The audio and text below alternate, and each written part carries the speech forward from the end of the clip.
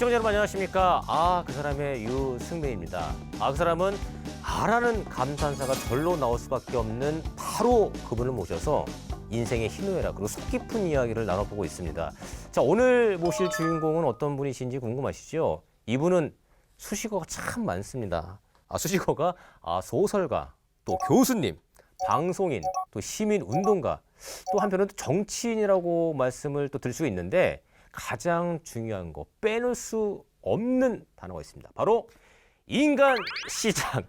저자 우리 김홍신 작가님 모셨습니다. 어서 오세요. 네, 안녕하세요. 반갑습니다.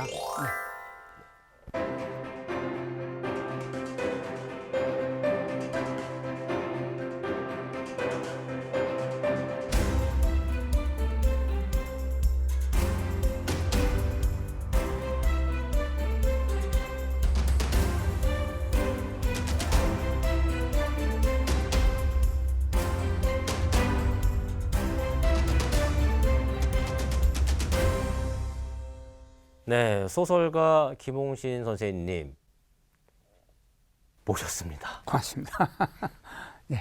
정말 처음 뵙습니다. 그래요? 평소에 만났어야 되는데 오늘 이렇게 만난 것도 이제 좋은 인연으로 기쁩니다. 정말 감사드리고 좋은 인연이라고 말씀을 하셨습니다. 아마 이 방송을 보시는 모든 시청자분들, 팬들분들께서 그 좋은 인연으로 계속 응원을 해 주실 거라 생각이 좀 드는데 그런 분들을 위해서 오늘 이렇게 나오셨으니까 시청자분들께 인사 좀 부탁드리겠습니다. 예, 시청자 여러분, 그동안 저는 국민으로부터 사랑을 너무 많이 받았습니다. 최초의 밀리언셀러 인간시장으로부터 또 교수나 시민운동 또 정치할 때 받은 사랑 죽기 전에 다 못 갚습니다. 그래서 되도록이면 다 갚고 가는 방법이 무엇일까? 결국은 좋은 글을 써서 또 국민의 마음을 좀 편하게 하는 그런 모습을 보여주려고 애를 쓰는데 좀 모자라고 부족해서 제대로는 못하고 있습니다. 예. 네, 아마 많은 분들이 이제 인간시장 하면은 그때 그치 그 작품 대단했었어라는 생각 아마 많이 하실 거라는 생각 드는데 그 얘기는 잠시 후에 하고 제가 오늘 김홍신 우리 선생님 모셨으니까 제가 질문을 드리는 것보다는 오히려 인생 얘기 또 귀감될 수 있는 얘기를 좀 많이 해주실 거라고 제가 기대를 좀 하겠습니다. 예. 근데 저도 인생 얘기를 많이 하거든요. 강연이나 글로. 그런데 말할 때는 잘 하는데 돌아서면 저도 못 지키는 게 너무 많아요. 그러니까 결국 제가 못했기 때문에 할 수 있지 않나 이런 생각을 해요. 인생은 한 번밖에 못 살고 이게 마지막이니까 잘 놀다 가지 않으면 불법이거든요. 머릿속에 살다 보면은 인생 이렇게 살면 되겠지 이거 별거 아니야 너무 포괄적으로 생각을 많이 했기 때문에 이렇게 힘들고 어려웠던 거야 라고 하시는 분 계지만 막상 정말 그게 살다 보니까 이게 쉽지가 않더라고요. 그럼요. 그런데 지나고 보면 참 별게 아닌데 그 당시는 그러니까 요즘처럼 이제 코로나19로 고통을 겪지 않습니까? 이것 또한 지나가거든요. 그런데 지금 겪는 분들은 이게 지나갈 것 같지 않고 또 이 지금 받는 고통, 이게 내 혼자 고통이 아니고 전 세계가 겪는 고통인데 왜 나만 더 아플까 이런 생각을 하거든요. 그것도 좀 사실은 내려놓을 필요가 있어요. 여기서 근심 걱정하는 것보다는 덜 하는 게 나를 편안하게 하니까 할 수 없이 억지로라도 그렇게 하는 게 좋다 이런 생각을 하게 되죠. 근심 걱정 많이 하면 화병만 생깁니다. 한국이 특히 그 화병의 천국이라고까지 이야기를 했거든요. 그 이유는 우리가 짧은 시간에 절박하고 못 살고 강대국 틈바구니에 그리고 아직도 철조망에 가로막힌 섬나라거든요. 그런데 세계 경제 교역 10대 강국이 됐지 않습니까? 그러니까 놀지 못하고 공부하고 취업하고 돈 벌고 아이 기르고 직장만 하고 이런 고통을 너무 애절하게 길게 겪었거든요. 그러니까 행복도가 낮을 수밖에 없거든요. 이제는 그 정도는 요만큼 살으니 한 30, 40년 전을 생각해 보면 그때보다 낫구나 이런 생각을 좀 억지로라도 하는 게 낫지 싶어요. 긍정적인 생각도 많이 하고 예. 그러다 보면 더 행복함이 무엇인지도 알 수가 있고 그러면 그 행복한 시간으로 좀 가볼까요? 예. 네. 자, 그러면 김홍신 선생님과 함께하는 본격 키워드 토크 시작합니다.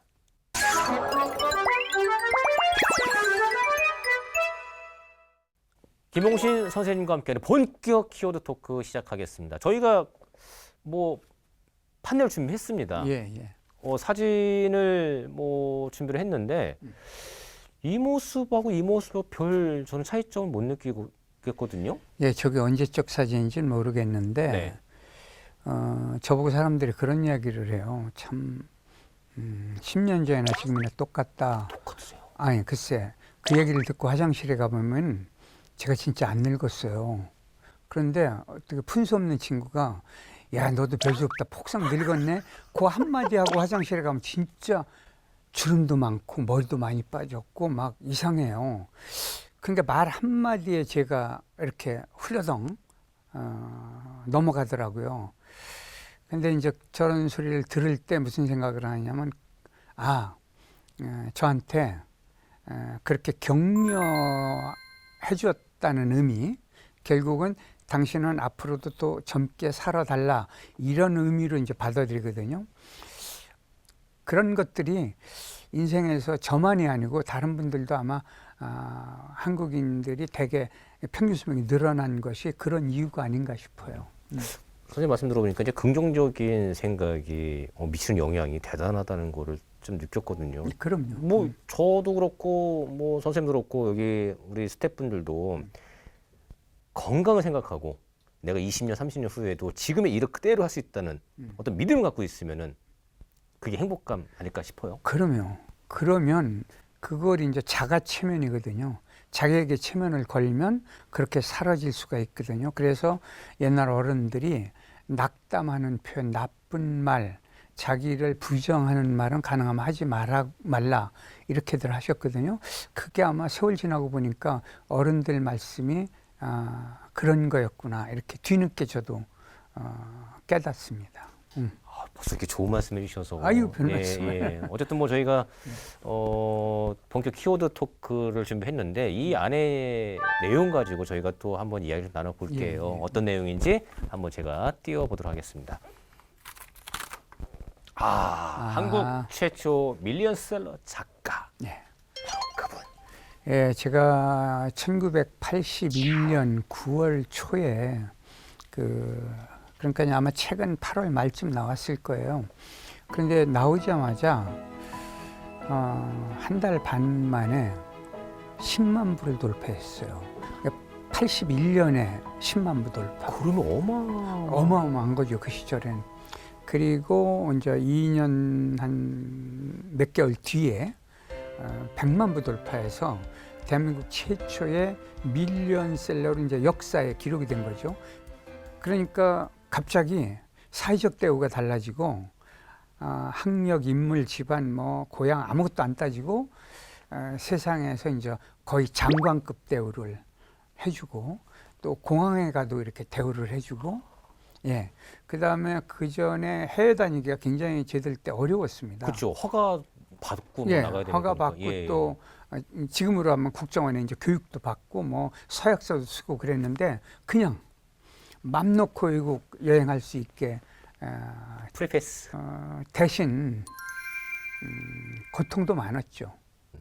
그때 당시가 80년대면 군부 독재 시절에 그 시절입니다. 또 내용이 책 내용이 약간 또 비판 군부를 약간 정도가 아니고 좀 심하게 제가 이렇게 말씀드리지만 뭐 아시면 다 아실 거예요. 예, 사회 지도층을 본격적으로 비판하는데 그냥 비판하는 것이 아니고 주인공 장총찬이 가서 주먹으로 그걸 해결했기 때문에 미움을 받을 수밖에 없었죠. 그러면 그 당시에 대한민국에 있는 국민분들이 이 책을 그만큼 구입 많이 하고 많이 읽었다는 거는 군부 독재 그 시절에 이건 정말 지금으로는 말도 안 된다.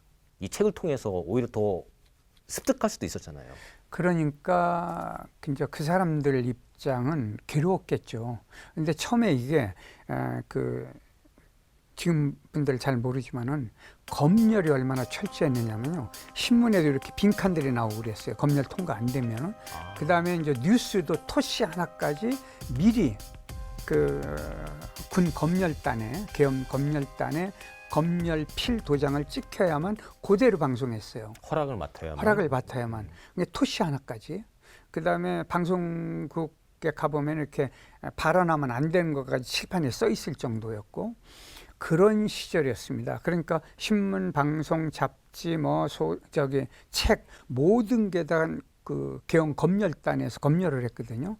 그러니까 그 주인공 이름이 지금은 장총찬인데 그 시절은 제가 그 계엄 때 계엄사에 잡혀갔다가 보니까 그 전부 양복을 입었는데 여기 권총을 차고 있더라고요. 네. 볼록 나와 있어요. 그걸 보고 이제 주인공 이름을 권총찬이라고 지었는데 그 검열단에서 이름을 못 쓰게 했죠. 그래서 고민하다가 성만 살짝 바꿨어요. 그랬더니 이게 통과가 됐어요. 그 주인공 이름이 그래서 장총찬인데 어느 사람이 자식 이름을 총찬이라고 그렇죠. 짓겠어요. 예. 그러면 권총찬이면 말 그대로 권총찬? 예, 권총을 찼다는 거네? 그런 거죠.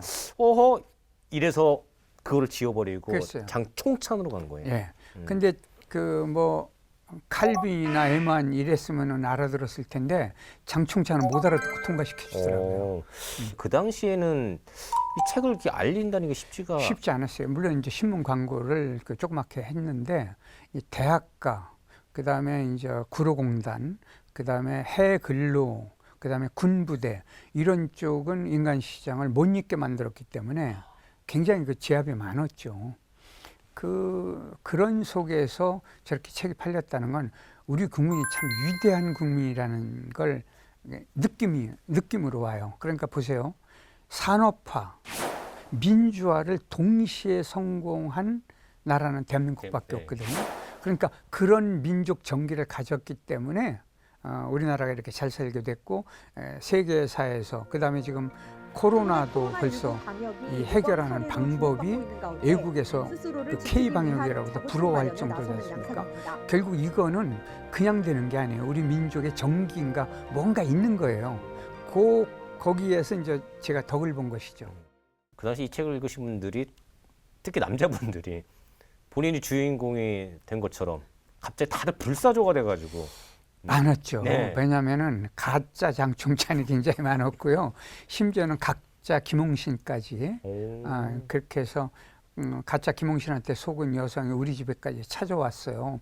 저를 보더니 막 울더라고요. 아니니까. 그다음에 가짜 장총찬은 제가 잡기도 했어요. 이태원에서 그 후배가 전화가 왔는데 지금 지가 장총찬이라고 그런다. 그래서 제가 찾아갔더니 택시를 타고 제가 술값을 내주고 왔어요. 귀여워서. 왜냐하면 뭐라고 그러냐면 어떻게 내 인생을 알고 그 소설을 내 얘기를 그대로 썼냐 이거예요. 할 말이 없잖아요. 아닌데도. 네.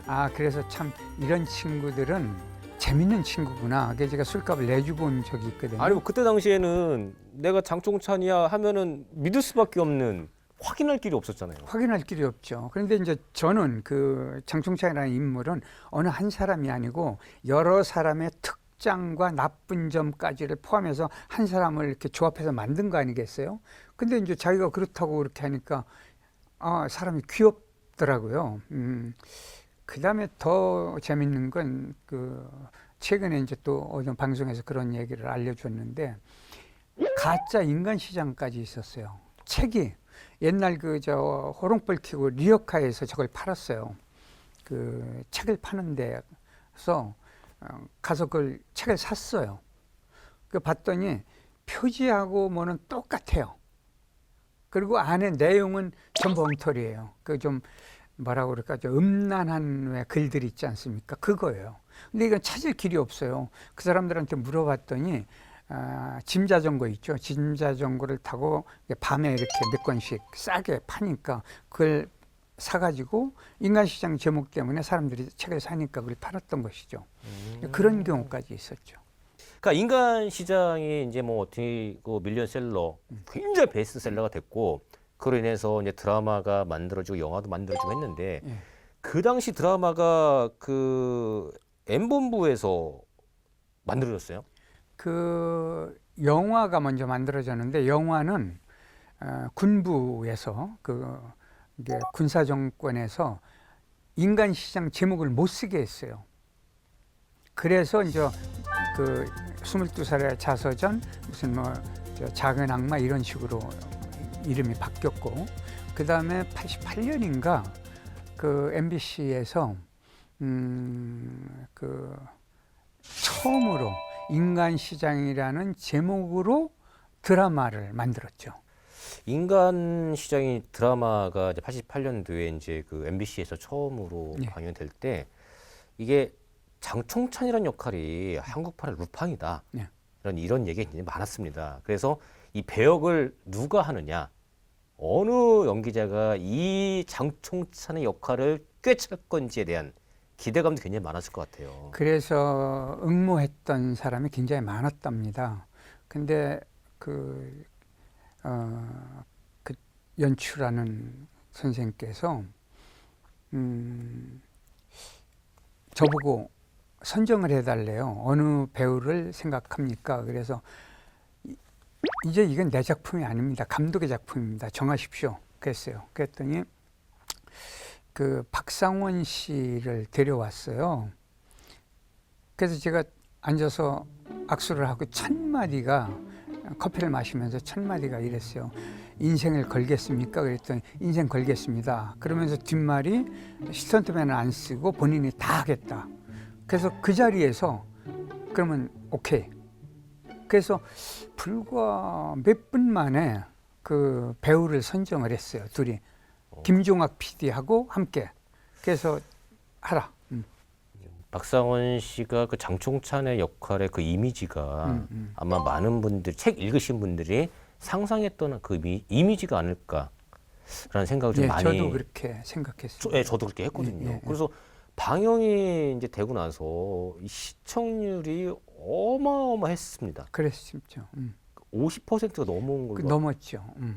저도 이제 그 드라마를 봤기 때문에 그러면은 작가의 입장에서 봤을 때 어쨌든 내가 쓴 작품이 이렇게 드라마돼서 전국의 많은 분들이 시청을 많이 해주시고 인기가 많이 올라갔을 때 그 뿌듯함? 뿌듯함 정도가 아니고요. 네. 그걸 이제 저도 그 드라마가 방영될 때 꼭 보거든요.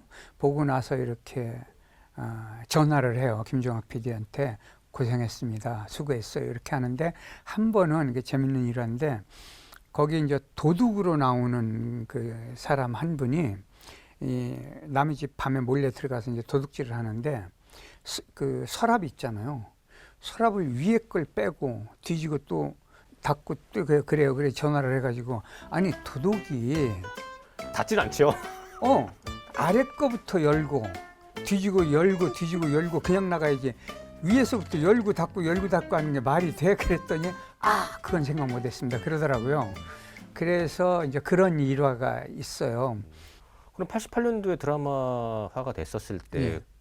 그때는 뭐 독재 뭐 이것 정도는 아니었으니까는요. 그때는 그나마 좀 네. 풀렸습니다. 그럼 처음에 뭐 밀리언셀러 됐었을 때 아까 말씀하신 것처럼 뒤에서 나를 의심하고 뭔가가 잘못될까봐 막 그거 있었다고 했잖아요. 그럼요. 예, 그러면은 느낌이란 게 있잖아요. 누군가가 나를 지금 미행을 하고 있구나.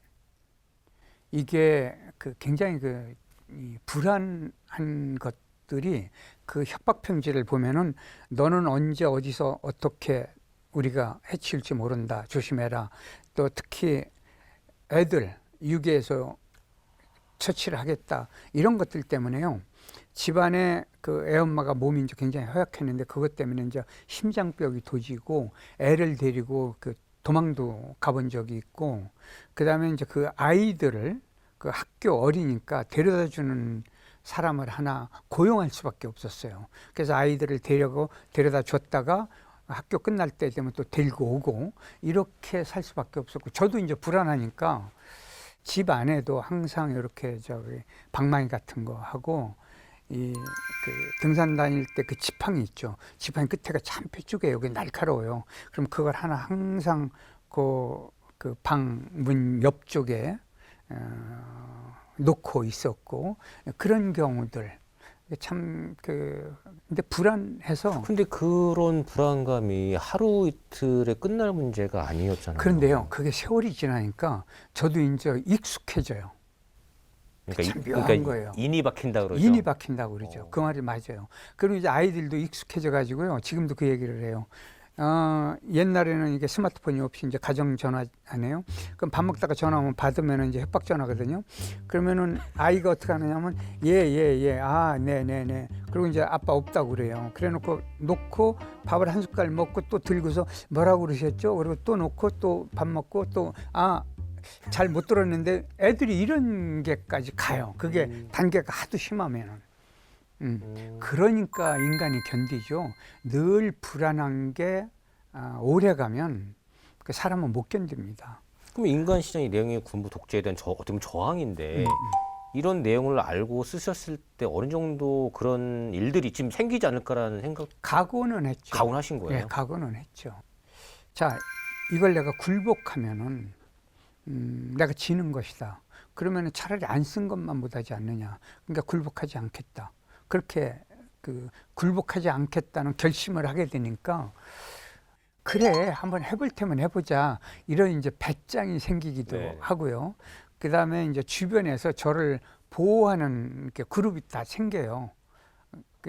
의외로. 네네. 그러니까 참 고맙죠. 격려하고 위로하고 도와주는 그룹이 생기면 그때는 이제 한번 붙어볼 만하다 이런 생각까지 하게 됩니다. 인간 시장 작품으로 뭐 억압받고 핍박받고 협박받아 오셨잖아요. 근데 그런 과정을 그 전에도 아셨잖아요. 그렇죠. 그 전에도 쓰신 작품이 그런 과정을 통한 작품이었어요. 도둑놈과 도둑님. 예. 그때도 막 그 고초 굉장히 많으셨잖아요. 그럴 수밖에 없었던 것이 이제 그것 때문에 제가 계엄사에 끌려갔었는데 갔더니 국가원수모독 취재비방 군모독인데 계엄 때니까 군모독이 가장 큰 그 중형이거든요. 그래서 제가 그걸 끝내고 나와서 5기가 바쳐서 나는 굴복하기 싫어요. 거기서는 내가 이제 다시는 안 쓰겠습니다. 말은 했거든요. 근데 그걸 이겨내려고 이제 인간 시장을 또 시작했던 것이죠.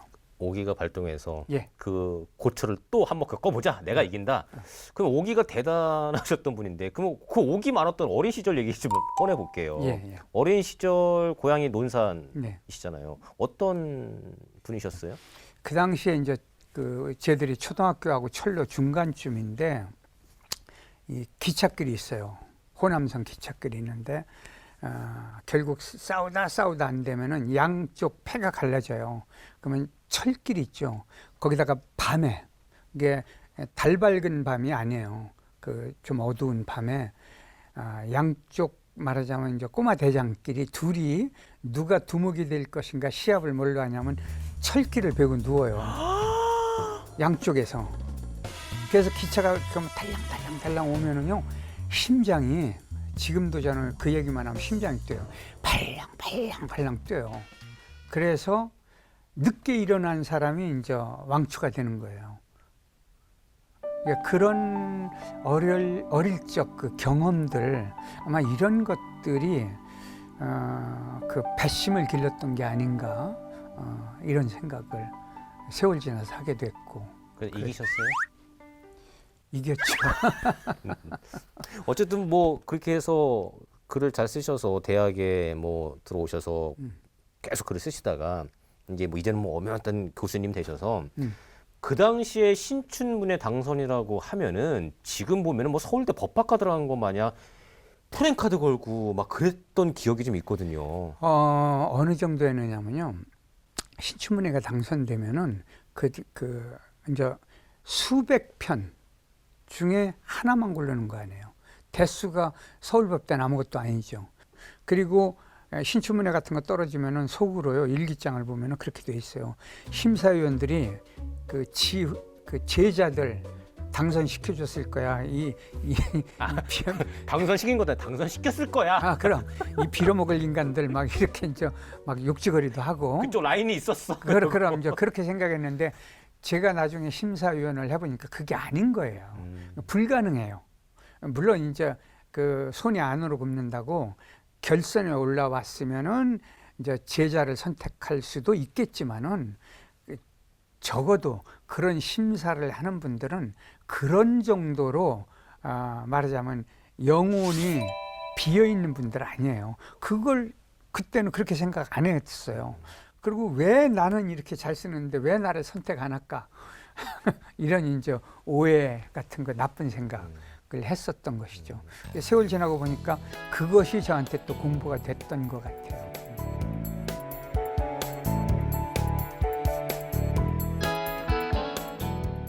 중국, 러시아 이런 데 취재 다닐 때 청와대에서 연락이 왔어요. 장관급 보직을 맡아달라. 2번이나 제가 거절을 했어요. 이유가 나는 이 소설을 끝내겠다. 국회에서 반응이 어떠세요?